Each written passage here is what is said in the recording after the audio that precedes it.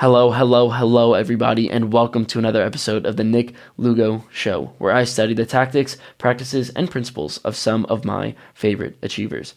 Today, I bring onto you an incredible guest and an incredible man, Dr. Joe Martin. This man is, I don't even want to define him by his accomplishments because I would rather define him by the impact that he has had on all these young men. He hosts the podcast, the number one Christian men podcast on Apple Podcasts called Real Men Connect. And well, his brand, Real Men Connect, has really been able to change the lives of so many lost young men. So, as a lost young man myself, I was here to ask him the 5 barriers and the 5 obstacles that all young men experience on their path to being a man, or maybe the path that young males experience on the path to being a man. And we really got into it. There was so much wisdom that this man has. There's so much greatness in this man. Such a great man. So I really, really hope that you guys enjoyed this episode with Dr. Joe Martin like I did. I really, really, well, this man is going to be my mentor for a very long time. So I'm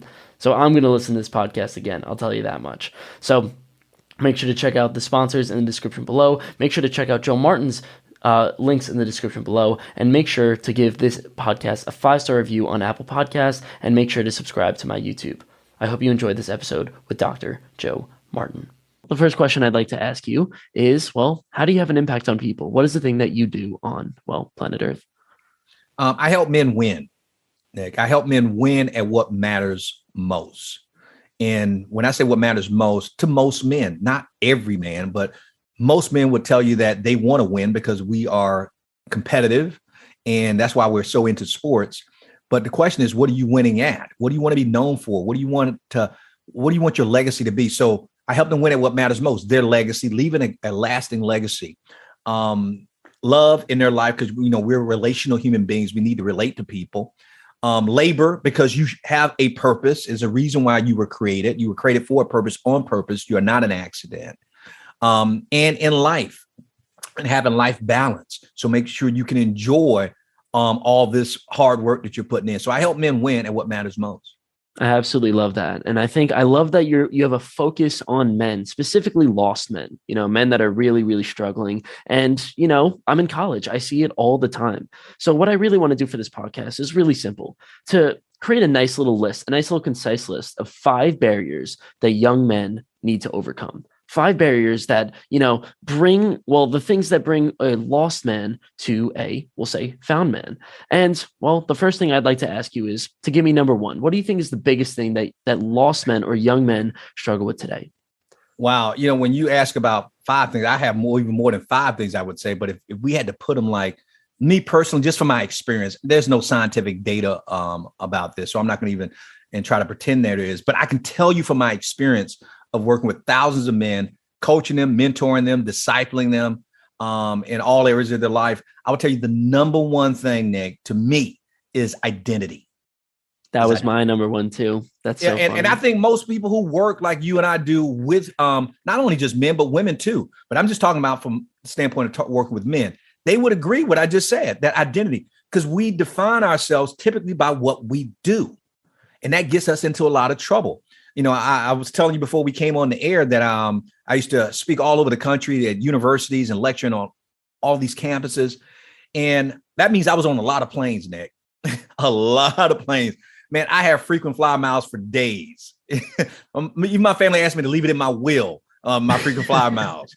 And so, but when you're on a plane before COVID, people used to actually talk to you on the planes. And they would always strike up a conversation. Other than, where are you going? Because you're all going to different places, or where you're from. You know what the number 1 question they would ask? What do you do? They wouldn't even ask my name first. I wouldn't even ask their name first. We define ourselves based on what we do. And that's not our identity. We're not what we do. We're who we are. And because you are a human being, not a human doing. And so to me, that's the number 1 obstacle we have to overcome. And when I say about how we define ourselves by what we do, I have something called the Asians that I think that can mislead men when they don't know their identity. And those Asians are, we define ourselves by our occupation, what we do, our compensation, how much money we make. We find our identity. All these are false identities. Now, I'm not saying they're evil or they're horrible. It's just a misrepresentation of who you are. You're not your occupation. You're not your compensation. You and I talked before we came on education, how intelligent we are, how much information we know, how much smarter we are than other people. Are we the smartest person in the room? We get our identity from being wise. And there's nothing wrong with wisdom, but you're not even your intelligence. But where did you go to school? How many degrees do you have? I got more degrees than a thermometer, Nick. That doesn't define who I am. So we got the education. Then we got reputation. How many followers do you have on Instagram, on TikTok, on Facebook? How many likes are you getting?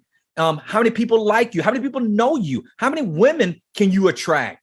Our reputation. And then I even say intimidation, power, strength. We define ourselves based on that. How many people can I dominate? How many people fear me? How many people can I have power over and influence? Now, again, this stuff is not evil, but when you find your identity in that, you're setting yourself up for failure. Here's why. Because what happens when you lose the compensation? What happens when they downsize you and then you're out, you're unemployed? What happens when the information you know, all this intelligence, now what you have is outdated, and now you're behind the curve when it comes to that? What happens when your body is not as strong as it used to be? You can no longer look as attractive as you used to be before. What happens when you start losing your followers and they cancel you? See, if you define yourself that way, you're setting yourself up for failure. But when you find your identity in something bigger than yourself, and I find my identity in who God, my creator, says I am. Because when my creator tells me who I am, guess what I am? I'm more than my job. I'm a beautiful human being who has something to offer the world. I'm gifted. I'm talented. And as ugly as I look, guess what? I'm attractive in my own special way. I have a uniqueness about me that I have an imprint that nobody can duplicate. I'm authentic. I'm real. These things you can't take away from me. So I would say identity is the most important thing. And I tell you, I can list a lot of other things, but if I had to give you 4 more, what would I say? I would say, how about let's start with one, because I think, first of all, that was incredible. And one of the things that I notice, especially, as I'm in college, is very simply, people are told what they want, right? And then people go with it. So, for example, you are told that you should go to parties, so you go to parties. You are told that you should go to X career, right? Your parents tell you should do this, and you go with it. And the reality is that, well, therefore, you are forming your identity based off of something that someone else told you to do. You never really found it yourself. And by going through these Asians, right, exactly what you're saying, it's the easy way out, right? By defining ourselves by what we do, then, well, it's easy, right? Then you can define yourself super easily. But if you could define yourself with something, well, underneath, then, well, you get a lot more out of it. And it's a lot harder to figure out. Yeah, because like you said, when we're using the Asians, we can check off the boxes because we can measure that. Okay, I got that degree. Oh, I have this many followers. Oh, I've slept with this many women. You see what I mean? Or I make this amount. Well, if I could just make $1 million. And so it becomes something that seems tangible. But when it comes to being your authentic self, guess what? That never stops. There's no end goal to that. You continue to grow, because if whatever isn't growing is what? Dying. Yeah. And so you can never achieve being, quote, the perfect husband. No, you're going to have to continue pursuing your wife. You got to continue raising your children. You have to continue improving your communication skills, listening, all that stuff that we don't use to define ourselves. It takes a lot of work. And then, like you said, it's the easy way out, Nick, to go ahead and just check off a box. Well, I felt like I was winning when I had all those boxes checked. But when my first marriage failed, guess what I realized? That all the success in the world couldn't compensate for failure in my home. Yeah. And I was succeeding as a male, but I was failing as a man because I was focusing on the wrong thing to define who I was as a man. I absolutely love that. And I think that if you don't do this work, right? If you don't set yourself up like this and really figure out who you are, that is sort of the basis for a midlife crisis, right? You struggle through a really big midlife crisis, and it's because things fell apart. The first half of your life was really figured out, but you never found yourself throughout that time. And and that's, first, Tell us a little bit about that, and tell us sort of, how you got out of it. And we'll go on to number two. And this was the number two that I was thinking about: spiritual bewilderment, right? The struggle that people experience as they're trying to find themselves. What do you think is what did you experience and how did you find yourself? Well, if I had to summarize my life story, Nick, it'd be pretty simple. I call it 4 phases. And so like the Star Wars movies, where they had the volumes and everything, I have a 4-volume life. And it starts from rags to riches to ruin to redemption. Say it again: rags to riches to ruin to redemption. So when you're asking the question of what turned around, then that means what happened after the ruin part. Because I pretty much had everything I ever wanted to have by the age of 30. And I lost it all by the age of 40. And when I got it back after the age of 40 is because of what, addressing your question, what happened. And Nick, this is going to sound so simple. I met a man. I met a man that challenged everything I ever thought a man was. Because guess what? He didn't have a better occupation than I had. He didn't make more money than I was making. He didn't have as many degrees as I had. He didn't have a social media following. He's not even on social media at all. And there's nothing intimidating about him other than his integrity. And so I noticed him and I met him, and that's a long story how I met. It's just an amazing story how I met him. But when I met him, he looked different than most of the men that I was used to seeing, because I hung around a lot of high achievers, multimillionaires, people who had started business from nothing, because that's how I became successful, learning from those guys, because I thought that's what success was. But after I lost it all and I had hit rock bottom and I realized I don't get it. How I was winning. How did I lose if I was winning? Because I realized I had misdefined myself as a man. I thought I was a man, but all I really was an aging male, but I wasn't an authentic man. So I meet this man and I had more questions about him than answers. And I'm watching him. I spent 5 days with him. He was putting me up as a house guest. And I spent 5 days with him and his 8 children and his wife. What was his name? And it changed my life. And what I saw was things I could not explain because no one ever modeled this for me. And what I saw was this man with high integrity who was adored by his wife, who at that time he had been married to for only 20 something years. But you would think they were newlyweds. I'm watching his 5 boys and his 3 girls, ranging from age 5 to 21, all living in the same house with him. They're all eating dinner together. They're being thankful around the table while we're having dinner at the table. No, I'm not kidding you, Nick. No less than 4 times he thanked his wife for the meal. Wow. And having his kids say, isn't this great what mommy did? Now you guys make sure you thank mommy for this dinner. I'm like, what in the world? Right? I'm like, we're lucky if I even saw our parents at the table, And so I'm thinking, what? And they did this every night I was there. And I'm watching him enter. I went with him to work because he actually brought me in to speak for a group of kids at a school that he was teaching. He was an educator. And I'm watching this man who was the king of his castle at home. But when he was at work, he was this servant. And he worked with kids who were in middle school. And when the kids would ask him a question, he would respond, yes, sir. Yes, ma'am, to these children who were at-risk gangbangers. Are you following me? And I'm like, who is this man? So I was so taken by him. And I pretty much went at the end of the 5 days, he was taking me back to the airport and he gave me this bag full of resources. And Nick, you know how it is when people want to share books with you and listen to this, you got to check this out. And he's giving me all kinds of information for me to learn how to be a better man, a husband, better father. And by this time I had already ruined my marriage. And so I was a single dad at the time. And so he's giving me all this information and I just started crying. And he says, Joe, why are you crying? And I told him, I said, all my life, because I grew up without a dad. My dad left when I was only 2 years old. My mom was a teenage mother at the age of 17 with 2 kids. She was a high school dropout with 2 kids. That's the rags part of my story. And so the only men who ever meant anything in my life were drug dealers, gangbangers, pimps, and hustlers. And the man who got the closest to me who was the first man to ever tell me he loved me, sexually abused me as a child for 3 years. So I didn't have this great picture of what a man was. So the reason I was able to go from rags to riches, because I felt if I got enough success, that will overshadow what happened to me in the past. And so I started overcompensating with my success. But when I lost it all, then I had to start back from the bottom. And I said, wait a minute, I can't do this all over again. Because what's the definition of insanity? Doing the same things over and over again, expecting to get different results. So when I see this man, he's different. So I told him, I said, my whole life, and his name is Howard Mintz.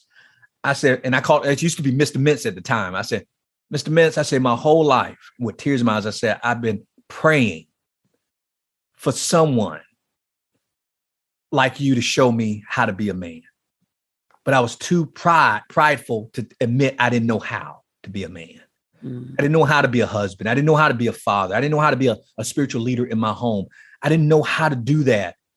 And I said, I couldn't understand why God never sent me anybody, because I went through hell with the wrong men.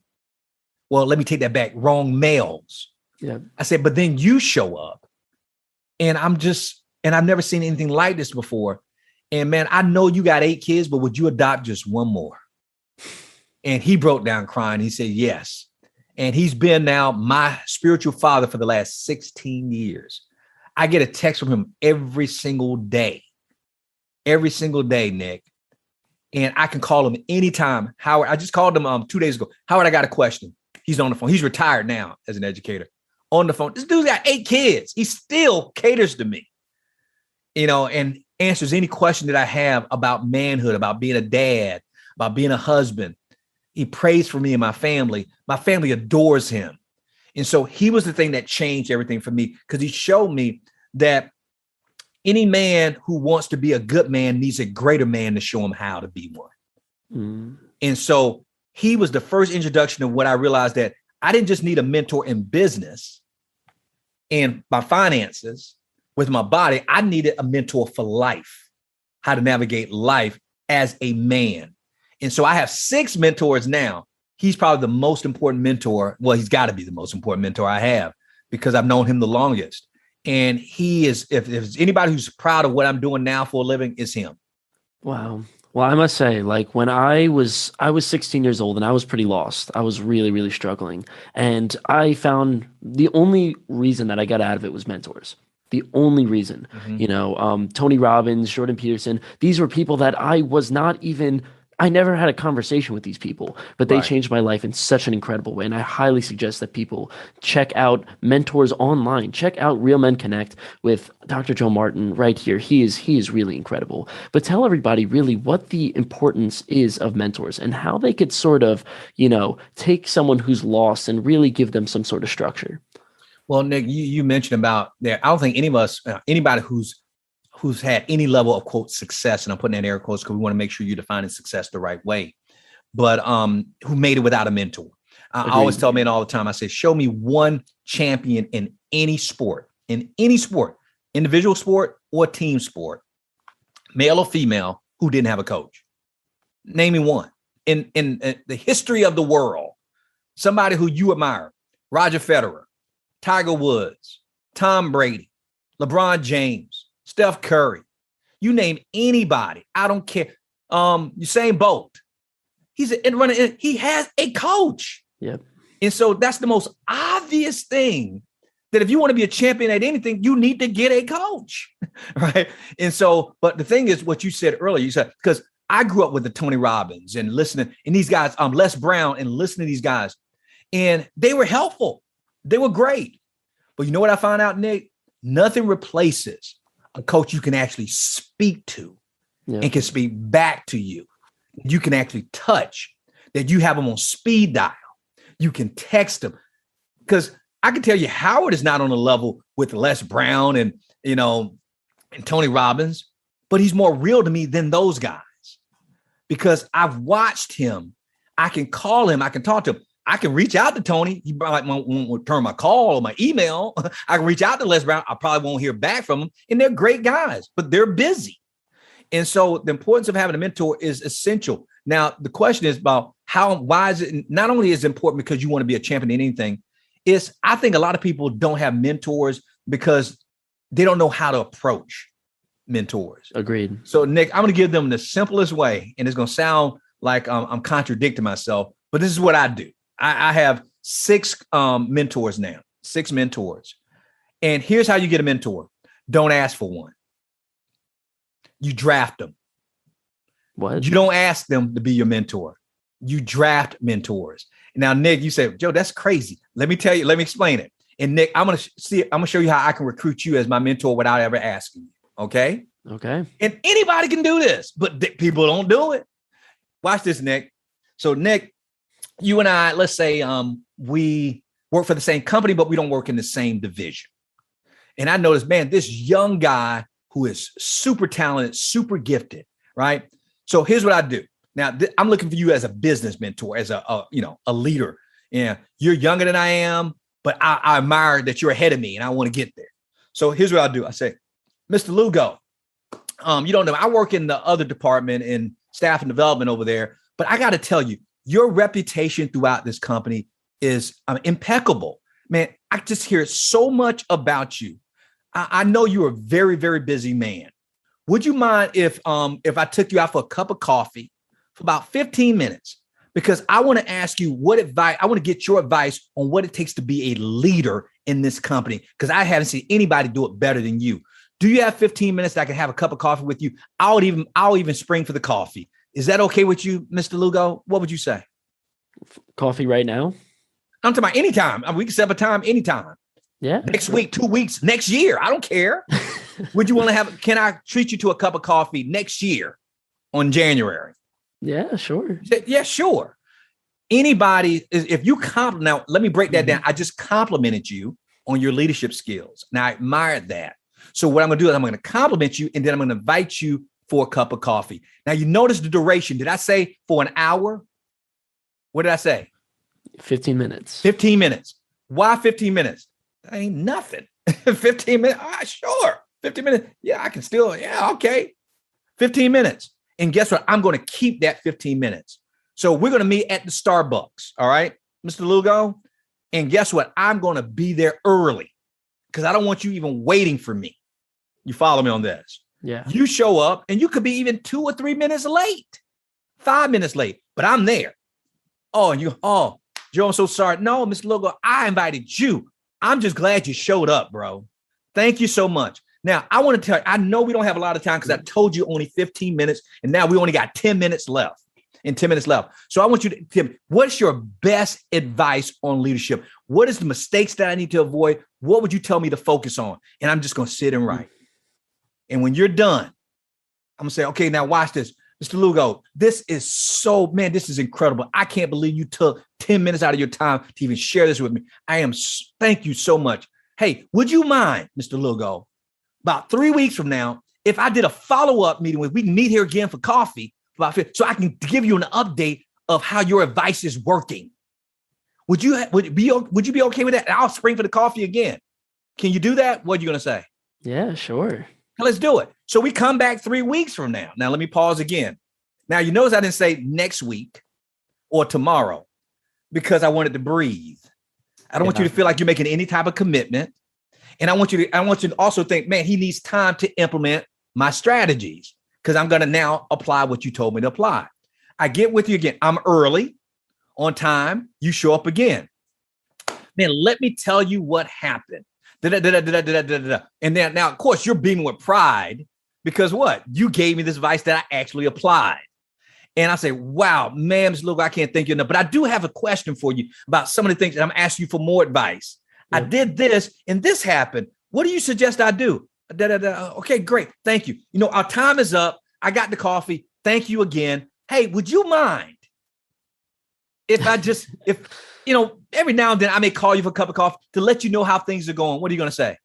Of course. Yeah. Guess what, Nick? You're my mentor. Did I ever ask you to be one? No. What do mentors do? They answer questions. They give you advice. Do you know the 6 mentors I have? Howard was the only one I asked. Would you be my father? So I know you got 8 kids, but you adopt one more. I found out that he was special. I couldn't tell that. I can't ask that to every guy because here's what happens when you ask a mentor who would be a great mentor. Let's say me and you met Tony Robbins, and we know he's a killer mentor. Here's what would happen if we asked Tony Robbins. First thing he's thinking, I don't know if I have the what? Time. Yeah. You get it? Now, if it was not Tony Robbins and the average person, they would say, not only do I don't know if I have enough time, I don't know if I'm qualified. Nick, you want me to mentor you? I don't know if I don't know. And then, or I don't know what to do. I never mentored anybody before. What does that look like? See, I don't want them to have to figure anything out. All you had to do is show up for a cup of coffee and answer some questions. I ain't got time to educate you on how to be a mentor. And I don't want to have to deal with your fears and your insecurities. So what I do is I don't ask for mentors. I draft them. Now, the only reason why I have 6, because Nick, I have a very high standard for what I have a mentor. I can have a million mentors if I wanted to, but I look for certain types of men. And it's taken me now 16 years to find 7, and one of them passed away in May, and I just replaced him. But it is hard for me to find the right mentor. There's a lot of great candidates, but the ones I'm looking for, they're on a different level. And it's not based on their occupation. It's not based on their education and their compensation and their level of intimidation and reputation. It's based on so much bigger than that. I'm looking for more Howards. Are you following me? Yeah. And unfortunately, they're hard to find. Unfortunately, they're hard to find. I like that though. Like, don't make them commit, because whenever they have to, an hour meeting or an hour and a half meeting, or, can you be my mentor? It's too. It's intimidating. Yeah. And it's like they get scared and they get paralyzed. What do you want? I don't know what to do. So my thing is make it easy. And know how to do it. Just here's the key to it. Compliment them, invite, and take action. Because nobody's going to want to meet with you if you're not applying what they're teaching you. Yeah. Think about it, Nick. Who are your best clients? The ones who actually take action, who are getting results, and then they're telling you about the results. Don't you want to pour more into those people? Like, man, I want to help them even more. Yeah. So I found out that the reason why my mentors love me, not because I'm the greatest, because I take more action than the average person that they mentor. And they love people who take action. I used to be an educator. I love to cater to the students who actually want to learn and do. Yep. And then also, it underlies all of this is just energy, right? Like you come in with a lot of energy. Hey, I'd love to, they have to really connect with you and be like, this kid's got something. He's got something. Yeah. I'm going to bet on this kid right here. Yep. That's you got to want them to, that's a great analogy. You want to be the horse they want to bet on. Yep.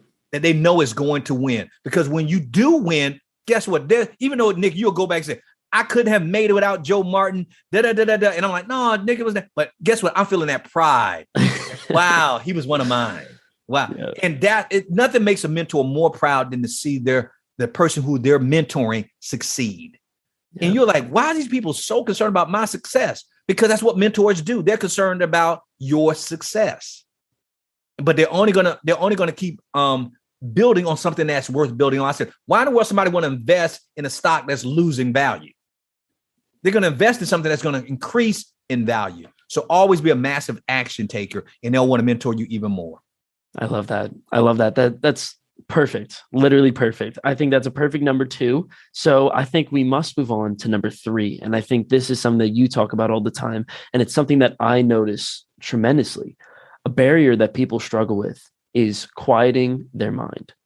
People have not learned. There's so much going on. There's so much to focus on. There's so much complexity of the world. First of all, what is the struggle? Explain what quieting someone's mind is, and how could someone do it?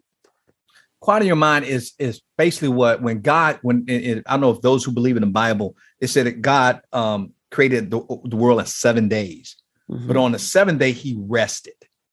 Now, God didn't need the rest. He was setting an example to say, even I'm resting. You're going to have to take some time to rest. And all quiet in your mind is resting.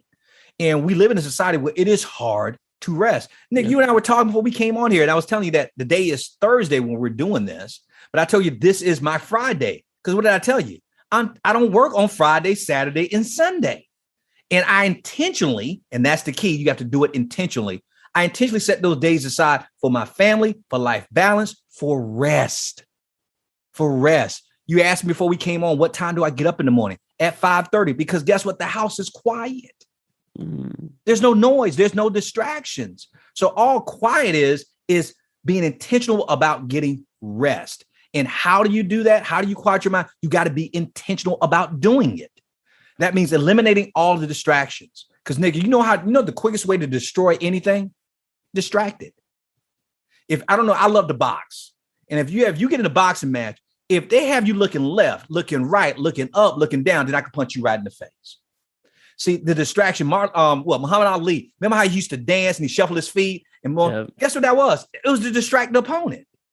Because he was so fast and you're looking at his hand moving. He's not swinging at you. He's moving his hands, moving his feet. And then before you know it, you said, man, he just hit me in the face because you were easily distracted. And life can hit us in the face when we allow ourselves to be distracted. So you got to be intentional about your focus, be intentional about your time to make sure that it is protected and guarded. My family knows, you asked me what time I get up in the morning. My family knows from about 5:30 to about 7:30 to 8, I'm in what I call my quiet time. Now, this is how important it is, Nick, and what I mean by being intentional. My wife loves me. My kids love me. They know not to contact me between that time, 5:30 and about 8 o'clock. You know why? Because now they could try, and my phone will, because I never leave my ringer on. It's always off. Always. I don't just cut it. It's off because I don't want to be distracted by my own phone. But my family could try to, quote, call me or text me. They say, Joe, why don't you pick up? Unless they text 911, I'm in my quiet time. I need this. And so my family knows, oh, dad must be in his quiet time. I'll wait till he finish. My daughter, who's off to college, I mean, one time she texted me while she was early in the morning. And after I got out of my quietness, she says, Daddy, I know you're in your quiet time. And I wanted to know, after you finish, can you call me? Because I want to do a quiet time with you. Mm-hmm. See, so you got to be intentional, because if you don't take control of your time, other people will. And so quiet time or getting in your quieting your mind, it's just you have to be intentional about doing it and staying committed to doing it. I would not sacrifice my quiet time in the morning. Nick, I couldn't do my life if I couldn't quiet my mind and get into that quiet place where I can hear from my creator, to hear and be able to move the way I need to be moving. Because before, when I was achieving all that success, I didn't have, but by the way, guess where I learned about having that quiet time from? My mentor. That's what I say, how do you manage 8 kids, work all these jobs and doing all this stuff like that? How do you? He says, Joe, I still set aside time for me. His days is on Saturdays. He takes pretty much all day Saturday, and he doesn't eat. He fasts, and he just gets quiet. Wow. And he meditates and he prays. Now, anybody can come up with their own routine, but the key is to be intentional about it. That's all. Yeah, I mean, I do the same thing. So my family knows, and when I'm around in college, people know not to mess with me until, for me, because I'm a kid, until 1 o'clock. Because you're not being rude. It's just that if you don't do it, who's going to do it for you? Nobody's going to do that for you. You got to do it for yourself. So let me ask you, and this is something that that I struggle with really, really, really hard personally, is to keep a quiet mind. It requires rest, but at the same time, I must eat. Eating is a natural human thing, So the question is, when you are eating, right, during eating, and obviously, like we had lunch earlier before, like virtually, but typically on your average day, when you're eating, are you doing it while working? Are you doing it while just eating and resting? Or are you doing it while, reading a book or ingesting some form of content? Now, see, this is where I got to give advice on don't do what I do. I'm getting better. My wife is the person who's really focused on eating. She has to constantly remind me, Joe, stop skipping meals. I'm notorious for skipping meals. Me too. And so when we got on this virtual call, and I tell you, I said, Nick, I'm so sorry, man, but I got a sandwich here and I got to eat. Because normally what would happen, Nick, I would have just got on this call with you and not eaten at all. And I said, okay, I'll wait to dinner and eat some for dinner. But that was me saying, I don't want my wife getting on me. So if she asked me today, Joe, did you eat? I can say yes. Now, she doesn't know I did it while I was on an interview, but yes, I ate. But that's not what I would recommend. It's better because you know what? It's no different than if you're eating a meal, you want to enjoy the meal. Yep. So even work can be a distraction. No, you need to be focused on what you're doing at the time so you can calm your mind down so you can actually digest your food and not just scarf it down. And I wish I was a better example of this, but I'm just going to tell you the truth. I'm not. I'm still a work in progress and I'm learning how to do this better. But so even though I'm not happy with what I did today, what I am proud of is that I didn't skip this meal. Yeah. I hate the fact that I had to do it in front of you, Nick, while I was eating, but I'm glad that I didn't skip it. So I missed the mark, but at least I was close, Sure. because I'm telling you, I'm a person, I can go, man, I can work so long. You have to remind me to eat, man. And my wife said, I've never seen anybody like you said, that's a special kind of stupid. You forget to eat. And I'm like, yeah. I said, because she said, you know what, Joe? She said, I know what your problem is. Just most people live to eat. You just eat to live. Yeah. That's it. And that gets me in trouble because I don't care what the food is. I just need sustenance so I don't die. You know what I mean? So I'll be good on a deserted island. I'm not picky. Just long as I keep breathing, I'm good. Well, my wife and my kids, they're foodies. It has to be a certain restaurant. They got to cook it a certain way. I don't care, as long as it keeps me alive. But so I'm not the greatest example, but at the same time, that means, as you can see, I'm not overweight either. Yeah. And so I have never struggled with my weight in my whole life. But that's another reason, because I don't eat a lot. Yeah, one of my we'll call him mentors. His name's Lex Friedman, and one of his greatest quotes is, "The purpose of life is to fall in love with the world." And some people fall in love with the world via food. The foodies, there's nothing wrong with them. They love the food and they could savor it and enjoy it. But for me and you, man, like I'm the same way, like I fall in love with people. I fall in love with impact and doing these things. And food's low down on the list. Exactly. Right. So like I'm known actually to eat in my classes. When I'm taking classes, I'm eating because it's just not a priority for me. I will skip meals. I'll do all these things. So dude, first of all, I'm completely with you. But now let's move on. We need to get into a recovery group or something, Nick. Help us with this. Because because don't you look at the people who actually enjoy food? Like my son and my daughter and my wife, and they'll help me when we go out, because they ask me, where do you want? I say, I don't care where we go. We can go to Burger King. I don't care. But they're, Burger King, And so when we go out, they'll have me try stuff. Yep. And I'm thinking, man, that's freaking delicious. They say, see what you're missing out on? And my daughter gets on me all the time. She says, Dad, I don't get it. He said, most people are concerned about not eating enough because they may get overweight. She says, your body makeup, you can eat whatever you want, as much as you want, and you don't even eat. That is crazy. And so she said, if I had your metabolism, I would be eating all the time. Because they really enjoy the food. And I do enjoy it when I'm with them, but I only enjoy eating when I'm with them, because I'm not taking advantage of it.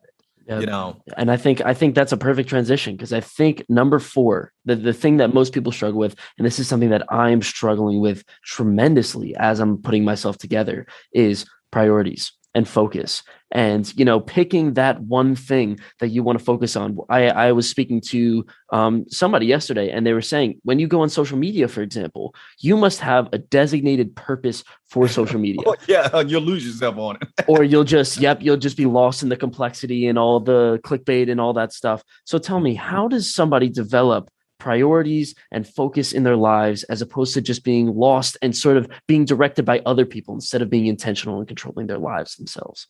Well, again, the key word is intentionality.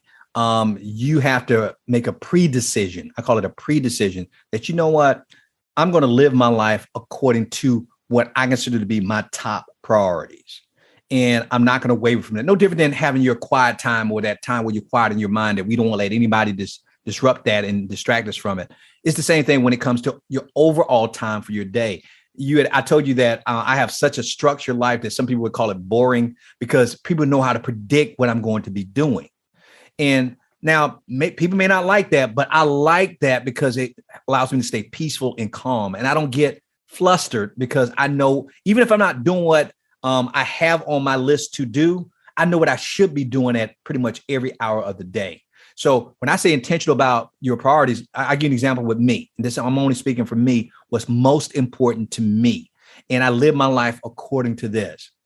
I got 5 priorities. Now, there's other stuff that's important to me, but you're going to see food doesn't make the list. Okay. But I got 5 priorities, but they're all in a specific order. When I say they're in a specific order, no, you're not going to see me doing it out of order. It's going to always, based on my schedule, you're going to say, oh, based on the schedule, what he's telling you is the most important thing to him. I'll give you an example. My first one is God. That's my top priority. He's my rock, my anchor, my foundation. You say, well, anybody can say that God's the top priority. Look at my calendar. I have my calendar color coded, right? And God is in green. And when you look at my calendar, guess where you see most of what color do you think is going to jump out off at the most, going to jump out at you? Green. You're like, I don't know what green is, but that dude spends a lot of green time. What is he doing with that green time? That's me in my quiet time with God. Green. Then I say, okay, now let's take off the green. We're going to do what's the second most dominant color you see on his schedule? Why you got pink everywhere? Guess what pink happens to be? My wife. That's my covenant with my wife. My marriage is number 2. That means I have a designated date day with my wife, which is on Saturdays. And that means nobody can distract me with my wife. You're not gonna be able to reach me, Nick. You're not gonna be able to reach me. I think we were supposed to schedule to do an interview. Remember, I think it was on a Sunday. Yep. And I totally whiffed. You know why? Because I don't do anything on Sundays. I don't talk to people on Sundays. I'm with my family. And I totally forgot that because that's not in my normal routine, which we're now doing it on a Thursday, which I schedule interviews during this time. So I wasn't this irresponsible person, Nick. It was out of my comfort zone doing something on a Sunday. I don't normally do that. And so I wasn't ready for it. So pink is going to be the second thing you see. Well, let's take off the green and the pink. What do you see next? Well, I don't know, but there's blue. There's a lot of blue on this calendar. What's that? That's my time with my kids. Now, you see, I separated my time for my kids from time for my wife. I'm not putting that in the same category. Now, we do this stuff together as a family, but to me, it's important that they get individual time with me alone, my son, as well as my daughter and my wife. So that the blue is my family, is my children. Now you take off the green, you take off the pink, you take off the blue. Number 4, you're going to see the color orange pop up a lot. Guess what orange is? It's my community, my brothers, my friends, my extended family, my siblings, anybody who I'm in relationship with as, quote, friends. And that includes my family, extended family. It includes my dad, because I'm grown. I don't live with my parents anymore. And so that orange represents my relationships that I'm investing in outside of what? God, my wife, and my children. So orange is dominating my calendar. And I can tell you a specific, if you ask me which days, I can tell you which days I'm focused on those things. And then guess what? Number 5, you're going to see red. And guess what red is? Work. Now, you know what's crazy about that? That's why I say it's mine, because most people say, wait a minute, work is number 5? Yeah. Huh? That is so countercultural of what we tell people in society. You got to put work. No. Because guess what? If you asked me what my calendar was like 20 years ago, it wouldn't have been like that. Guess what was number 1? Guess what color was number 1? Red. Work. And then my wife got number 2. And my kids probably got number 4. And I didn't have time for a relationship with other men. Are you following me? Yep. But my life fell apart. But now that I restructured it this way, Nick, it changed everything. Because when I'm in my quiet time with God, guess what I'm learning from God? How to love my wife. So when I'm loving my wife, guess what I notice? My kids notice and they respect me and they want to spend time with me. Now I'm spending time with my kids and my friends like, wow, Joe's an awesome dad, an awesome husband. I wonder if I can take him out for a cup of coffee to ask him, how does he do it? Are you following me? Yep. And because I'm living with integrity, guess what? The people on my job or the people who I work around, they respect me because wow, this dude is man, everybody's losing their mind, but Joe is so peaceful. He's so calm because I'm in right order. Because if you see somebody's life is in disorder, it's probably because their values and their priorities are out of order. And so I have to make sure the most important things are the most important things. So I manage my whole life around those priorities and I stick to it as much as I possibly and humanly can. I absolutely love that. And that's the thing though. You've done the hard work, right? You've done the hard work of structuring these priorities. As a 20-year-old, I've been spending years trying to put these priorities in check, and it's not easy. This is one of the most difficult things ever because whenever you prioritize things, you have to put some other things to the side. Yeah, you got to say no to some other stuff. Yes. Yeah, and like that as somebody who, yes, like I have the potential to do everything, right? I could, go to Mars and do whatever, and there's so many things trying to pull my attention, but at the same time, setting these priorities is saying not only is this relevant, but everything else is irrelevant. And I'll give you an example. And so, especially for the person who's listening, because I don't want them to get the wrong impression like, wow, Joe's really simplified his life. But let me tell you, that's not on the list, but I do. But it's just not. In other words, if I'm going to compromise something, it's going to be these other things. Are you following me? Yep. That's what I also do. That's not in any color code. I work out. I tell you, my wife runs a gym, for goodness sake. I work out 3 days a week. Now, but here's the thing with Joe, you didn't have that as a priority. No. Guess what? Sometimes I don't have the time to work out. So if I have time, I work out. So my goal is to work out 3 times a week, but I'm not kicking myself because I didn't. Also, I want to learn how to play the piano. I'm taking piano lessons. Dude, I'm older than dirt. I'm trying to take piano lessons because I always want to learn how to play the piano. I don't have a lot of time for that, but I made time for that. Guess what? I remember I'm off on 3 days. So I go do my piano lessons tomorrow. Are you following me? Yeah. So I make time for that. You ever heard of it's called Krav Maga? It's Israeli self-defense. Yeah. I'm taking a class on that. Guess what? That's on Saturdays. Are you following me? Yep. And so it's not like I'm not doing other stuff. It's just that they're not the most important things. So if I got to cut some off, I'll cut out one of those classes.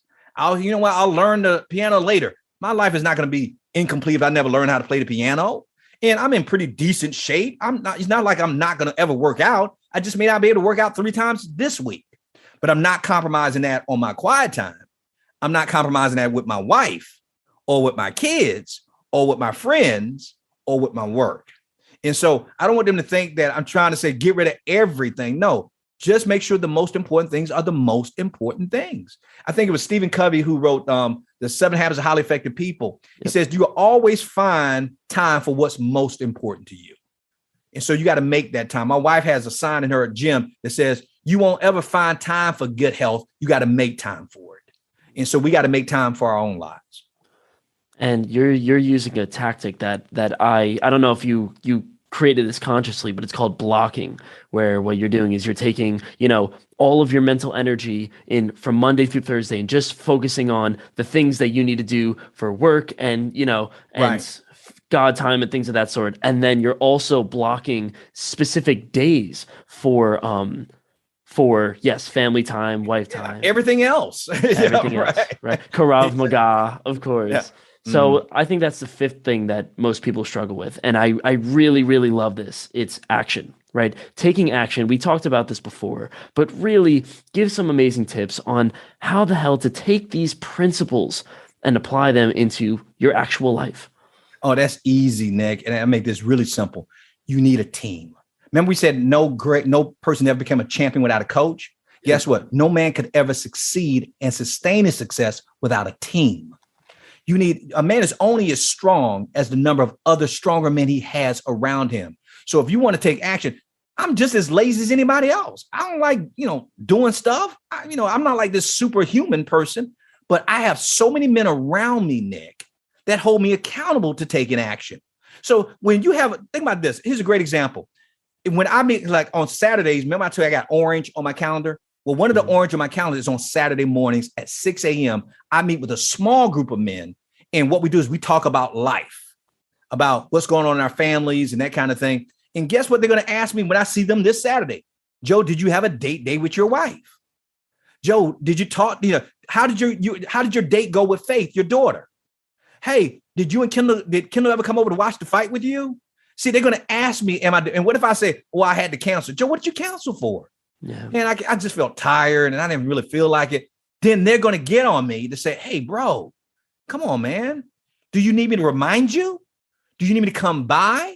See, in other words, if I have a team around me, it's going to be harder for me to lose.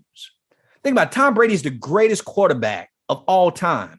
And we can shower him with all this praise in the world. But guess what he'll tell you? I'm nothing without my offensive linemen. Yeah. I'm nothing without my wide receivers. These guys, you don't give them the praise, but guess what? I'm buying them all Rolexes because you don't know how much I would not be who I am. Somebody has to catch these passes. Somebody has to be willing to stick around with me after practice to work on some of these strategies. And so it's easy to take action if you have people around you pushing you. And you should always surround yourself with people who are going to inspire you. Now, you can have a team, but you can also have a losing team around you too. You got to have a winning team around you who people will inspire you to be greater, who's going to push you. I had a friend when I was growing up in the hood, and this kid was great at every sport, man. Nick, it was sickening. I'd learned the sport before he did. He just come and didn't dominate. Basketball, football. He was the starting wide receiver on our football team in high school. He was the starting point guard on our basketball team. He was the starting pitcher on the doggone baseball team. It made me sick how great he was. And because he was great, and also he was our top rated tennis player. Wow. This kid was great at everything. And I learned all those sports too. But he used to always beat me in all those doggone sports. And he used to make me so mad. I used to practice when he wasn't around so I can get back. Because just once I never beat him in basketball. And I used to get so mad up with myself. I was like, man, I can't never beat Kenny at anything. Now, ironically, he never went on to make it to the pros, but his younger brother played for the Rams. Wow. Unbelievable. And it's, I remember he used to send his younger brother home. So even all the talent in the world is not going to help you if you don't apply it. He was 10 times better than his little brother, but his little brother made it to the professional league and became a millionaire. Unbelievable. But let me get back to this story though. So he beat me in everything. And I used to get so upset. I'm like, man, I suck. Man, I'm so horrible. Until I started playing other people. And I'd beat them in basketball.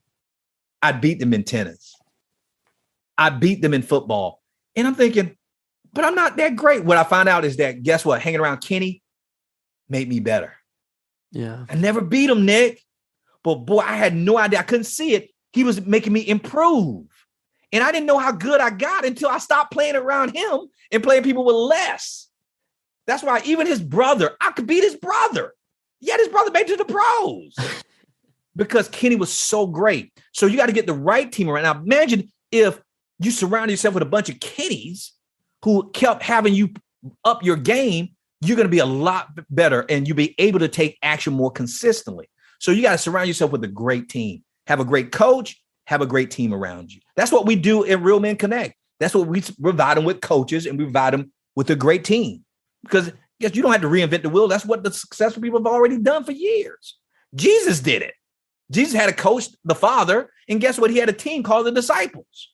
That was his team. And we're still living in the benefit of what he did 2,000 years ago. Unbelievable. So let me ask you one final question. Any advice for people who are struggling with bad friends that are bad influences on them? How does one change? How does one get rid of them and find new friends? And how does one say no to being friends with the people that they've been sticking around with for a while? Nick, when it comes down to it, my mom taught me this. She said, either you're going to influence others or they're going to infect you. Either you're going to influence others or they're going to infect you. And the way she broke it down, she said, Joe, if you put a sinner and a saint in the room together, somebody's coming out converted. If you're hanging around people who are, because everybody has value, but if you hang around people who are not being a positive influence on you, that means whether you want to admit it or not, that means they're being a negative influence on you. They're negatively infecting you. One of my criteria for being a friend of mine, Nick, and I know this is going to sound crazy for the men out there listening. I won't become friends with you unless my wife will consider you husband material. Interesting. Yeah. Explain that. I won't. People say, what?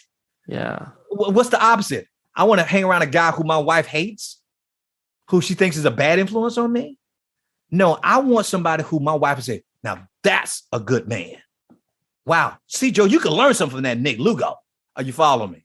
Yeah. Because now she will let me spend even more time around you. She's not going to be, well, how come you always hang around Nick all the time and you're not spending time with me? No, she said, when the last time you talked to Nick? I like that Nick guy. How come you're not hanging around him more often? You get what I'm saying? Yep. And so I got to evaluate who are the people around me. If I'm not positively influencing them, that means they're negatively infecting me. And how do you break free? You got to ask yourself, how long do I want to be infected? If you're okay with being sick and achieving less than what you're capable of achieving, and you find you're always repairing them and having to fix them, and they're draining your energy, if you're okay with that, keep hanging around them. But when you're sick and tired of being sick and tired of dragging your friends, then you maybe need to find another set of friends. Now, if you want to do anything for those friends who are, quote, being dragged along, what you got to do is inspire them to get up. You don't have to drag them. Just live your life in a way that they say, like I saw when I saw Howard, wow, I want that. Wow, I want to be that kind of man. See, he didn't pick me up. He inspired me to get up. Are you following me, Nick? Yeah. And so we got to inspire the people around us to get up. I'm not going to dim my shine because you want to be a loser. I'm going to shine brightly that you're going to want to win. So either my success is going to inspire you or it's going to intimidate you. People will listen to your show, Nick, either they're inspired by your guests or they're intimidated by it. And if they're inspired by it, guess what? They go to the show notes and they look these people up and they reach out to them. Yeah. But if they're intimidated, I'll never reach out to Nick because Nick would ever do. That's why don't be ashamed or afraid to approach a mentor, because guess what? They live inspiring lives for a reason. They're inspiring you to get up. So inspire your friends to get up or find new friends. Yep. And I like that. Will get up. And it's an emotional breaking point. You know, if you want to get rid of your friends, you just like succeed. Yep. I'm done with it. Gotta get rid of them. It's done. Mm-hmm.